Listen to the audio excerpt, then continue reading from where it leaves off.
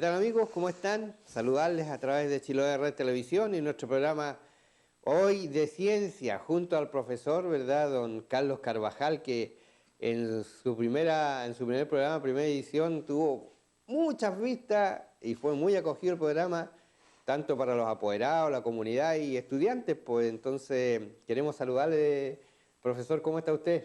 Hola, ¿qué tal?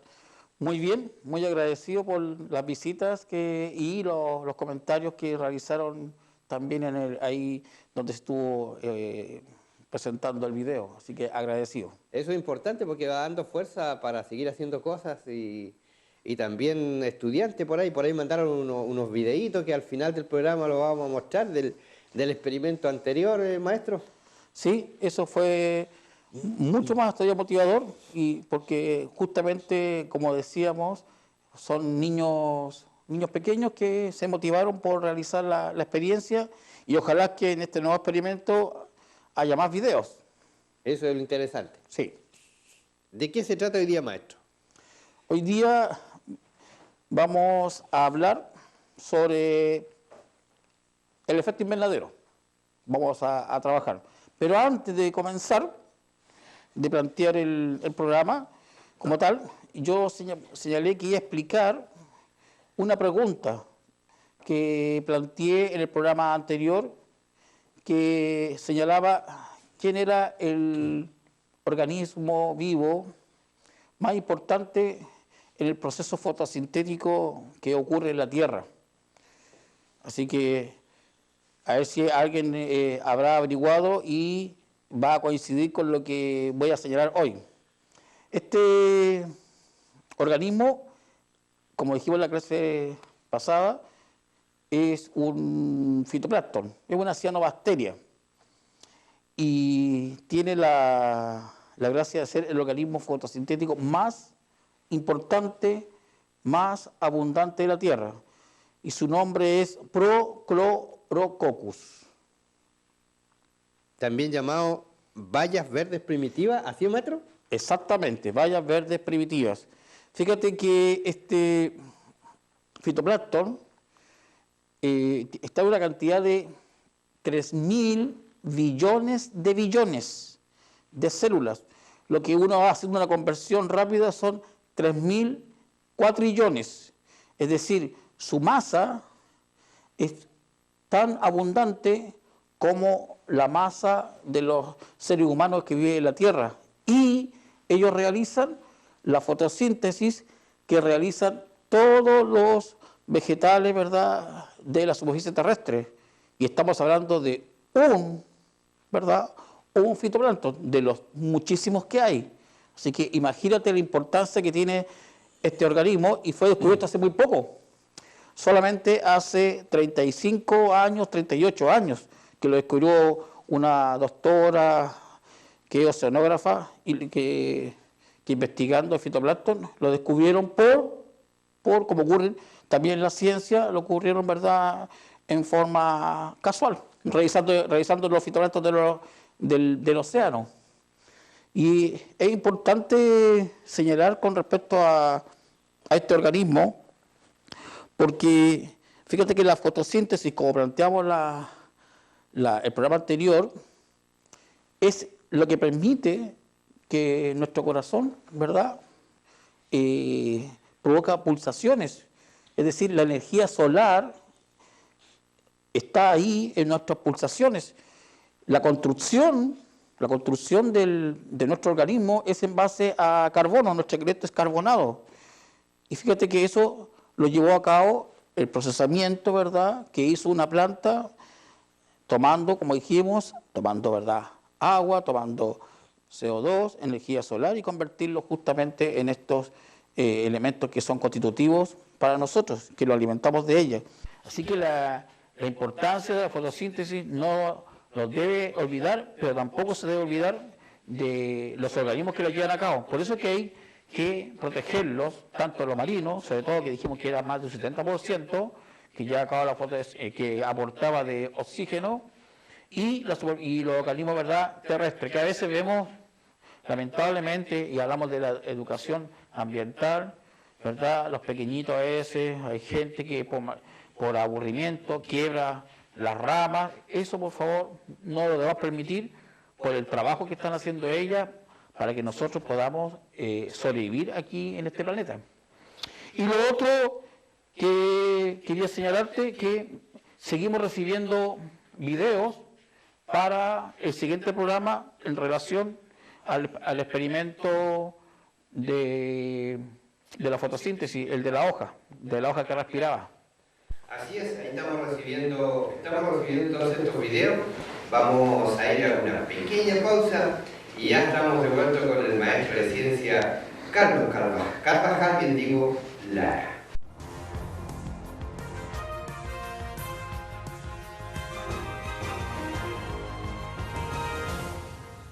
Al nacer, los bebés tienen solamente el 15% de sus conexiones neuronales desarrolladas. Durante los primeros 3 años desarrollarán hasta el 80% de estas conexiones, por lo que una adecuada estimulación es imprescindible en este periodo. Durante los primeros 3 meses no es necesario comprar juguetes para estimularlos o usar objetos especiales. Tu rostro, voz y abrazos, con los que le muestras el mundo que lo rodea, son la mejor estimulación. Es importante responder oportunamente a las interacciones de tu guagua, como sus gorjeos, palabras, gestos, expresiones y movimientos, especialmente durante su primer año. Hablarle, cantarle, ponerle nombre a lo que están haciendo son también excelentes estrategias para estimular. A medida que la guagua va creciendo, es importante buscar un espacio seguro para que pueda explorar y ejercitar sus habilidades en desarrollo. Puedes apoyarla poniendo a su disposición materiales y objetos que le permitan descubrir por sí mismo el uso que tienen. Asimismo, valorar y reforzar sus esfuerzos, aunque algo no le resulte, lo animará para seguir intentando. Ahora pues, comenzamos con el programa en sí, de este segundo, que va a hablar sobre lo que es el invernadero, el efecto invernadero. Pero antes de hablar del efecto, vamos a hablar de lo que es un invernadero, porque yo imagino que puede haber personas que no sepan lo que es un invernadero.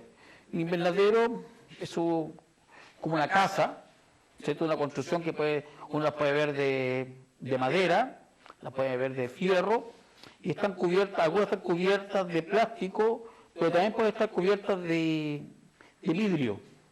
Y también he visto de policarbonato, también he visto algún invernadero.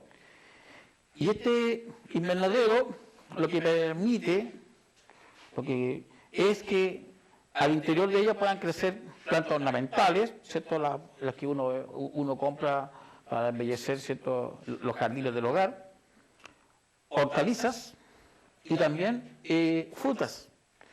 Y lo que hace esta casa de vidrio o de plástico es que permite que ingrese la luz solar, caliente el ambiente.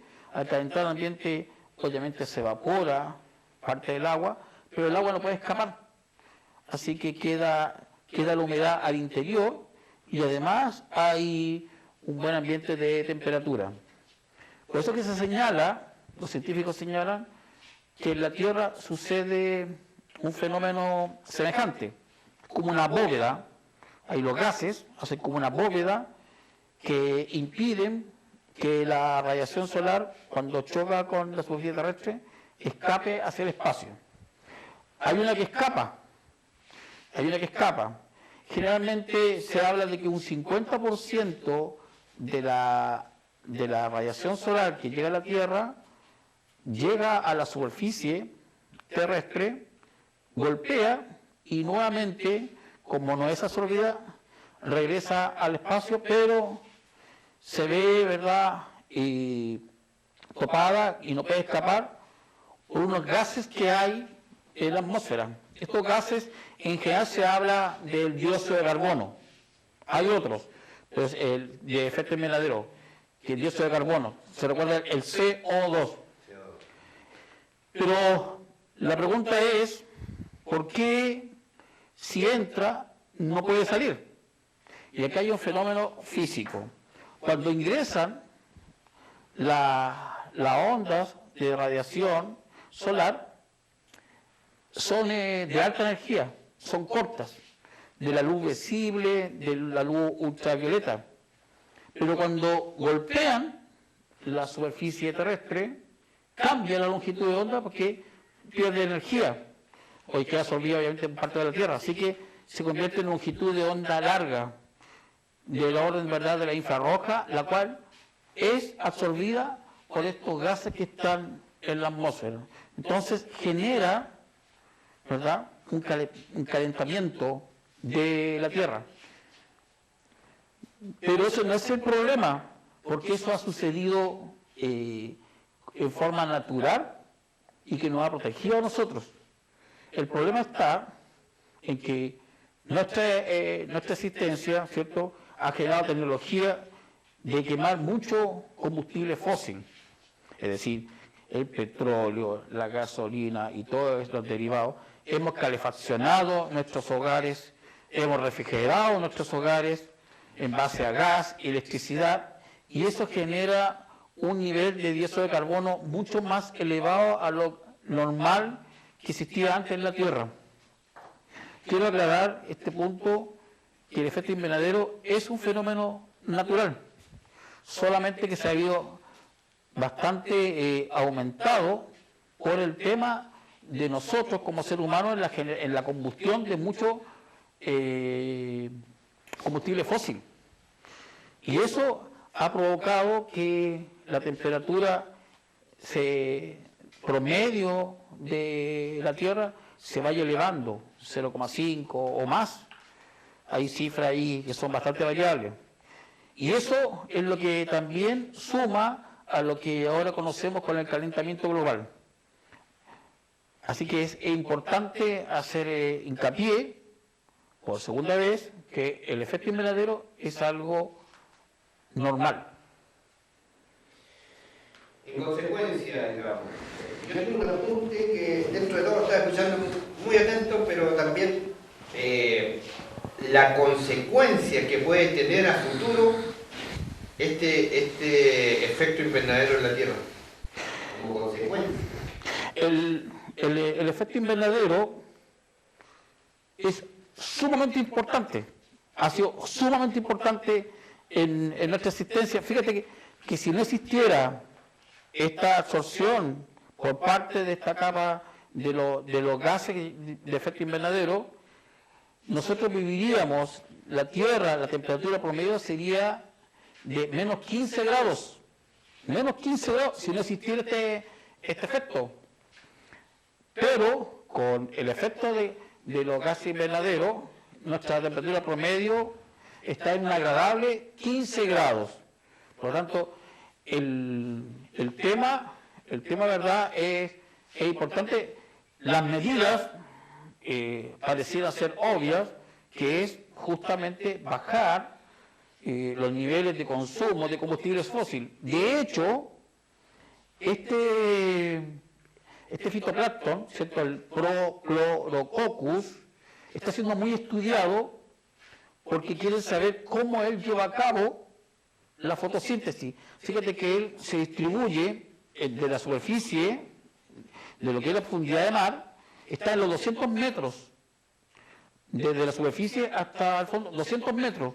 Y los que viven, los que están a 200 metros, son los organismos más eficientes en llevar a cabo la fotosíntesis. Por lo tanto, si eso pudiera de alguna manera sintetizarse para poder generar energía como ellos, nosotros dejaríamos de usar tanto combustible fósil. No sé con qué, la conveniencia verdad que tiene es realmente de nivel cierto muy elevado. Imagínate no usar combustible fósil, sino que un sistema semejante al que usan las plantas, ¿verdad?, sería bastante maravilloso. Maestro, disculpe. Sí. Para que nos entiendan los niños y jóvenes, bueno, en general, ¿cuál es el combustible fósil? ¿A qué se refiere usted con el combustible fósil? Muy inteligente la pregunta. Siempre han vivido por millones, antes que nosotros existiera un organismo, esto tanto en la superficie terrestre como en el mar, y al morir, en el caso de los animales marinos, ¿cierto?, se alimentan, caen al fondo marino,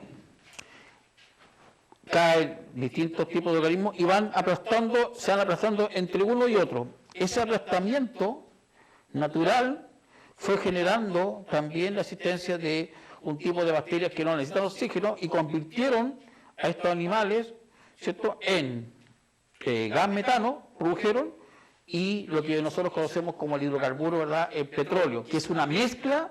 El petróleo no es un tipo de compuesto químico, es una mezcla de distintos compuestos de hidrocarburos, o sea, que están constituidos por hidrógeno y carbono.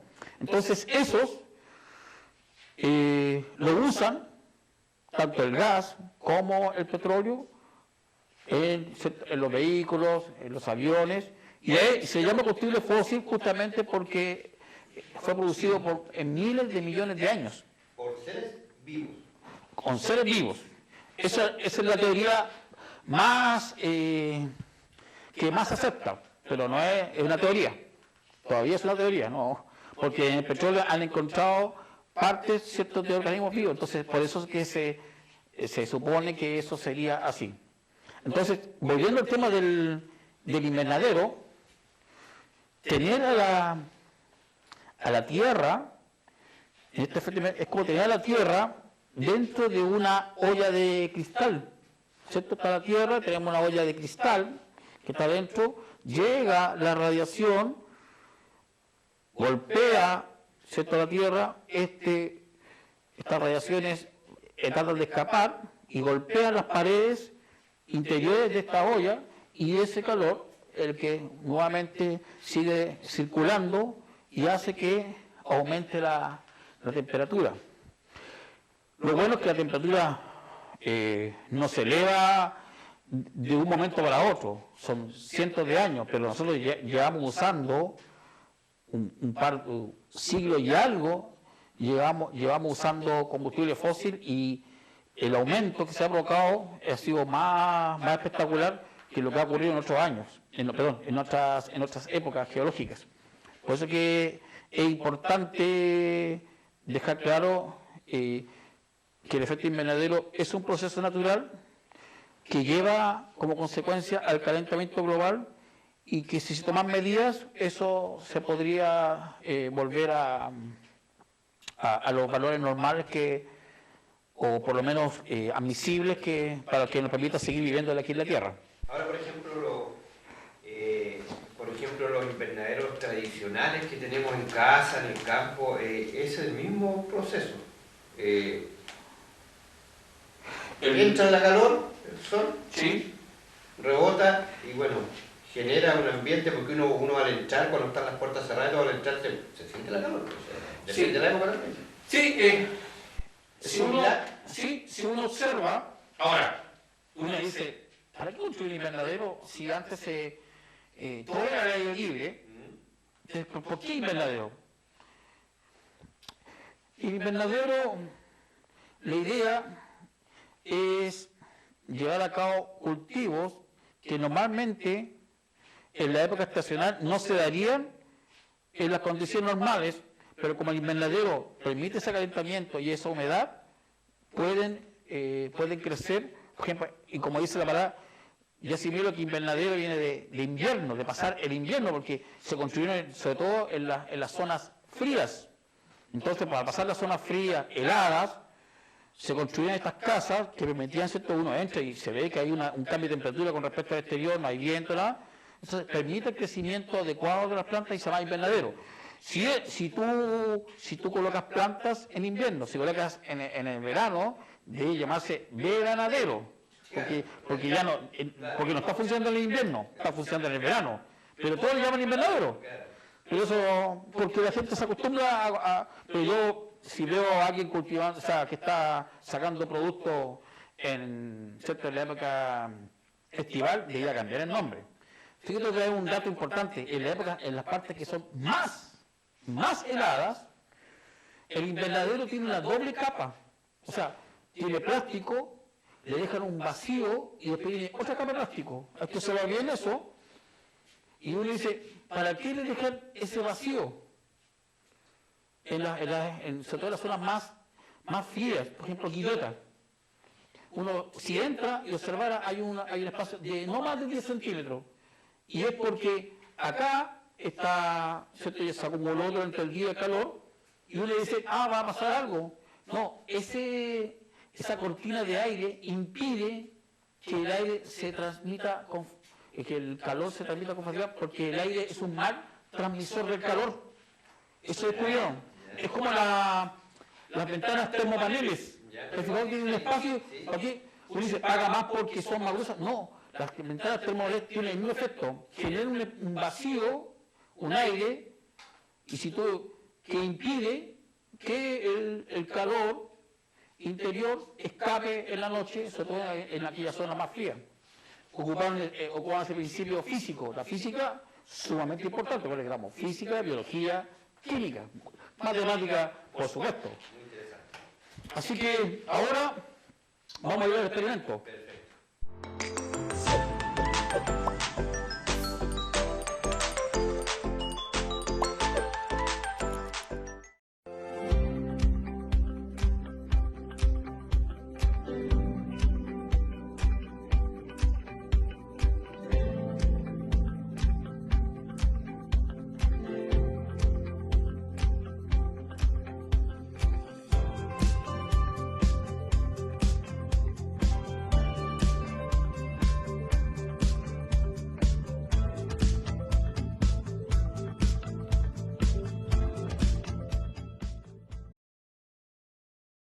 Bien, de vuelta con el maestro Carlos Carvajal Lara. Interesante lo que estamos hoy día conociendo, ¿verdad?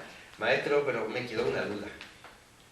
Díganos. Mire, usted habla por ejemplo, habló de los termopaneles, habló también de que en algunos lugares que son más friosos, como se dice a veces, colocan 2 capas de nylon o polietileno, como sea, para generar los invernaderos, pero y entre medio, y esto no se transforma en agua, o sea, y a lo mejor tiene una ventana, no me deja ver, no sé, se me ocurre. Cuando se vaya a estos tiendas de retail que venden estas ventanas termopaneles, observen en el fondo. En el fondo hay unos saquitos. Estos saquitos contienen unas sales. Y la sal, uno sabe, ¿verdad?, químicamente son higroscópicas, es decir, absorben fuertemente el agua que está en el ambiente. Entonces, para evitar que haya condensación, porque puede haber quedado, porque nada es completamente sellable. Siempre hay un escape de algo. El aire es extremadamente pequeñísimo.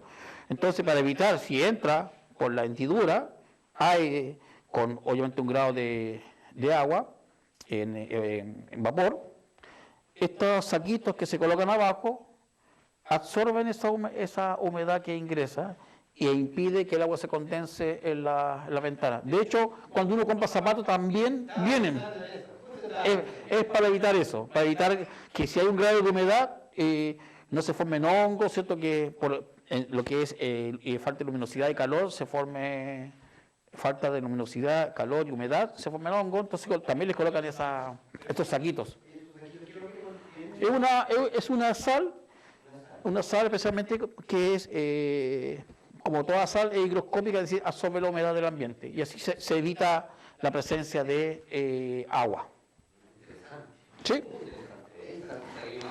Vamos al experimento, maestro. Bien, lo que vamos a hacer acá entonces es recrear lo que sucede con el efecto invernadero en la Tierra. Así que, en primer lugar, vamos a presentar los materiales que, como siempre, son encontrados en todo hogar. Yo voy a usar este frasco. Si alguien no tiene frasco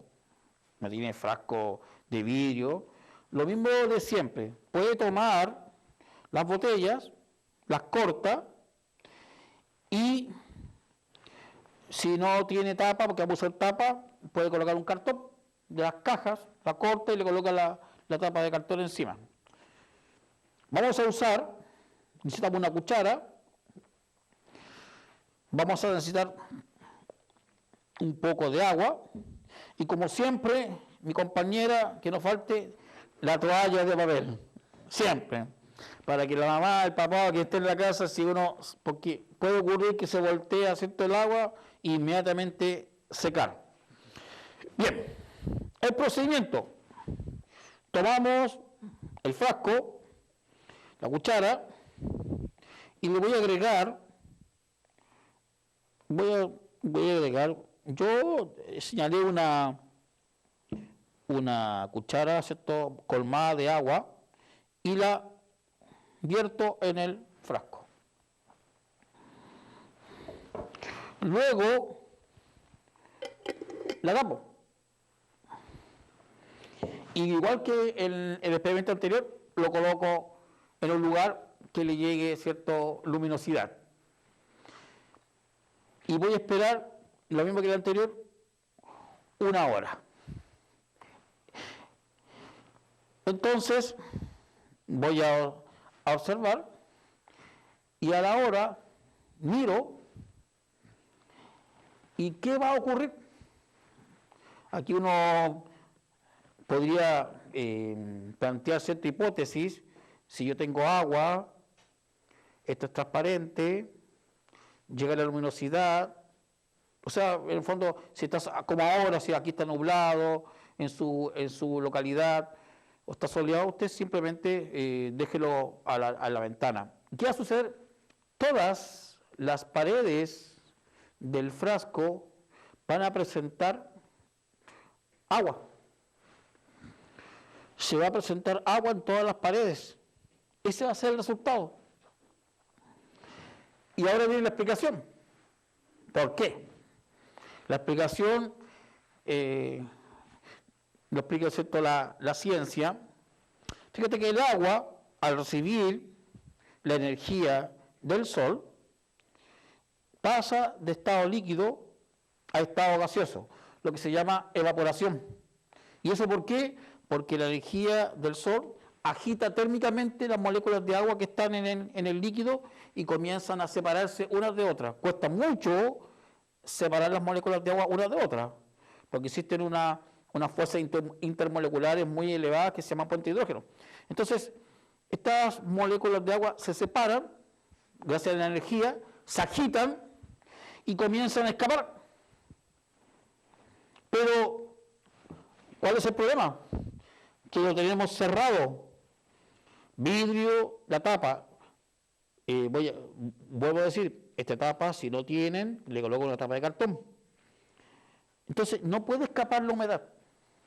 Como están golpeando constantemente este vapor de agua, las paredes, cuando golpea una molécula de agua que está en estado gaseoso, golpea la pared de interior del frasco, libera energía y al liberar energía, esta molécula de agua deja de moverse menos y pasa del estado gaseoso al estado líquido, lo que nosotros llamamos condensación. Entonces decimos que el agua se condensa alrededor de las paredes del frasco. Esa es la explicación que plantea, ¿cierto?, la ciencia. Ese es, ¿verdad?, el efecto. El efecto, ¿verdad? Ahora uno dice, ¿qué relación tiene con el efecto invernadero? Vamos a, el símil, vamos a simular, ¿cierto?, que la tapa del frasco es justamente los gases que están alrededor de la atmósfera. Y cuando quieren escapar, ¿cierto?, CO2, que forma esta capa, impide que la radiación que llegó a la Tierra escape hacia el espacio. Recuerdo que aproximadamente un 50% llega a la superficie terrestre. Hay radiación que escapa al espacio, pero no toda, gracias a esta capa de gases de efecto invernadero, que no solamente es CO2. Entonces, este es el símil de la tapa que sería justamente que evitaría que escapen los rayos solares que están en una longitud de onda, ¿cierto?, larga. Ahora pueden apreciar el resultado del experimento en la siguiente imagen. Bien. Ahora viene el desafío semanal para las niñas, los niños, los jóvenes, quien desea participar, ¿verdad? Ojalá de todo Chile, porque esto no es cerrado para nadie. Al contrario, la idea es que participen. El desafío es el siguiente. Vamos a hacer lo mismo. Van a colocar agua, una cucharada, en el frasco, pero el frasco también va a quedar, ¿cierto?, que esté soleado o cerca de la luminosidad, pero con la tapa abierta. Ese es uno de los desafíos. Lo otro desafío es que ocupen distintos tamaños o volúmenes, mejor dicho, de frascos o envases y jueguen, lo mismo acá, echarle agua, hacerlo con la tapa cerrada, hacerlo sin tapa, uno pequeño, con agua, tapa cerrada, tapa abierta. Vamos a hacer, hay 3 preguntas que contestar de esa experiencia. Número 1, ¿qué es lo que observan? En los distintos tamaños y estando abierta y estando cerrada. ¿Qué les sugiere este experimento, o mejor dicho, qué similitud hay con el efecto invernadero? Y la tercera pregunta es, si observando y con el resultado de su experimento podrían sugerir una mejora o una manera de resolver el problema del efecto invernadero que tenemos actualmente nosotros con el uso, obviamente, de combustibles fósiles de manera, verdad, y de forma muy excesiva. Porque digámoslo o no, difícilmente vamos a dejar de usar los vehículos para transportarnos, los aviones. Ese es un desafío para el ser humano. Ese es el desafío, José, para los siguientes días. Así es, maestro. Interesante el efecto invernadero, sobre todo que aquí lo usamos mucho y a nivel país también, ¿verdad? Una forma también de producir, en este caso, por ejemplo, hortalizas, frutas, qué sé yo, pero yo pensaba lo siguiente, maestro.